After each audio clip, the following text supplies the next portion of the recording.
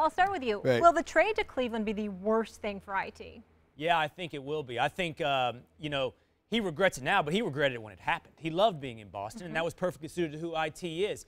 The problem with where he is now and why he's going to regret it so much and make it the worst thing that's happened to him is it's not his fault. He needs like that Goodwill Hunting hug. It's not your fault, IT. This thing was a mess before you got there. On the basketball court, they were an awful defensive team. I'm with IT. He's asked, why is it my fault all of a sudden?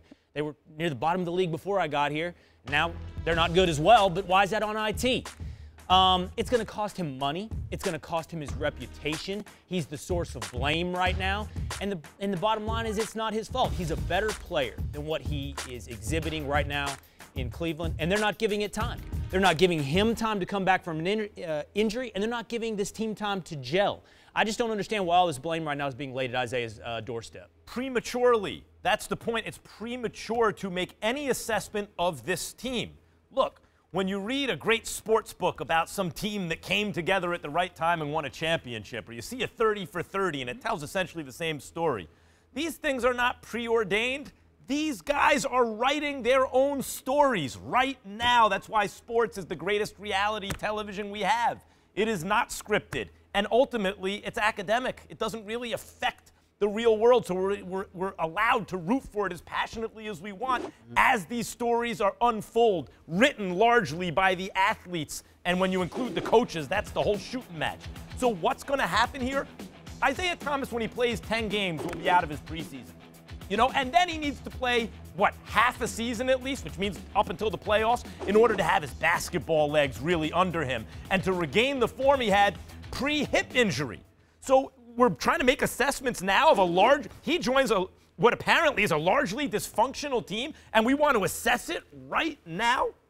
It is way too early to tell. Could he regret this? Sure. This could wind up being terrible for him, or it could wind up being amazing for him if this team comes together and Isaiah learns how to play in that offense and they figure it out defensively and make a run and challenge Golden State in the finals. It could be an amazing story that they author. The question is, I don't know about all the other guys in the team. We'll see. Do you think Isaiah is made up of the stuff that can get that done? Yeah, I think he's made up of that kind of. See if it works. I think that the move will end up not being a good move for him, if not flat out disastrous. I certainly don't think he did himself well with this whole Kevin Love situation that went back, because according to my sources, even though it really hit the fan that Monday, because after practice or whatever, Dwayne Wade refused to leave the court because he wanted to make sure folks addressed the whole Kevin Love situation, because apparently that wasn't the first time that Kevin Love had left the team and went home during a game or whatever the case may be, and Cats had a problem with that. But originally, Isaiah Thomas made a big stink about it the day before. It's just that Dwayne Wade ultimately said, look, are we going to address it or not, and stood on the court and insisted that the team addressed it. Having said all of that, here's the important point that I think needs to be made about Isaiah Thomas. It was a bad move, but it was one he did not want. He never liked it, and this situation is not his fault. And I think it's incumbent upon us and people that are in the positions that we're in to be fair to this guy in that regard.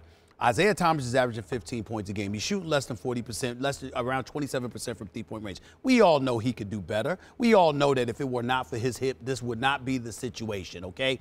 But in Cleveland, think about the challenges, which is why I say, Max, there's no way around this. It's a bad thing for him to be there. There's too much going on. They need a scapegoat. For him not to get caught up in it.